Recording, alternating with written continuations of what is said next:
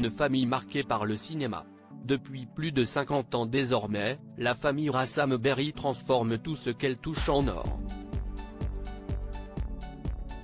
Producteur à succès de films cultes, les différents membres du clan ont une histoire incroyable, parfois tragique, que Michel Denisot a décidé de raconter dans un documentaire projeté à Cannes ce samedi. En revoyant les images, certains, dont Dimitri Rassam, ont été très émus. Leur famille si particulière méritait bien un documentaire. Depuis les années 70, difficile d'éviter le clan Rassam Berry, producteur talentueux du cinéma français et international, enchaînant les succès, il navigue sans s'arrêter de chefs-d'œuvre, Apocalypse Now, Virgin Suicide, etc.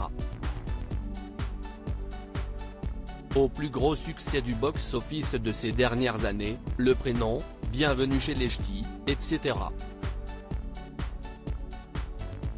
Point d'ailleurs, si est à l'un d'entre eux, Dimitri Rassam, que l'on doit l'une des réussites de 2023, Les Trois Mousquetaires. Une success story racontée dans un documentaire événement, finalement réalisé par Michel Denisot et Florent Maillet. Rassam Berry, le cinéma dans les veines a été projeté ce samedi à Cannes en compagnie de membres du clan, Paul Rassam, le patriarche, mais également ses neveux Dimitri Rassam, venu en compagnie de sa mère Carole Bouquet et de sa femme Charlotte Casiraghi, et Thomas Langman, qui a quant à lui monté les marches avec sa fille Annelou, 21 ans. Et selon nos confrères de Nice Matin, qui ont assisté à la projection et relatent une longue standing ovation à l'issue du film, la famille était particulièrement émue, notamment le père du petit Balthazar. Il faut dire que revoir toutes ces images ont dû les perturber, surtout que certaines appartiennent à leur vie privée. Une famille marquée par le drame et que beaucoup de membres de cette famille sont aujourd'hui décédés de manière tragique. En effet, Paul Rassam, 85 ans, avait un frère et une sœur, Jean-Pierre et Anne-Marie.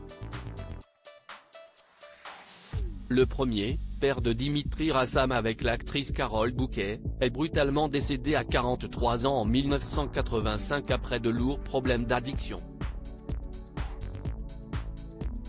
Anne-Marie, quant à elle, meurt en 1997, souffrant d'un trouble bipolaire, elle se défenestre brutalement.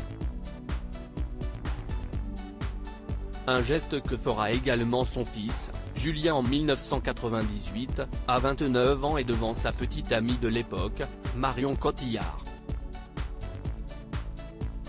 S'il survit à sa chute, elle le laisse gravement handicapé et il finira en 2002 par mettre fin à ses jours. Claude Berry, le mari de celle-ci, également réalisateur et producteur, est mort, quant à lui en 2009 à 74 ans d'un AVC. 4 drames qui ont marqué le clan à jamais, mais qui n'ont pas empêché les deux cousins Thomas Langman et Dimitri Rassam de reprendre le flambeau de la production.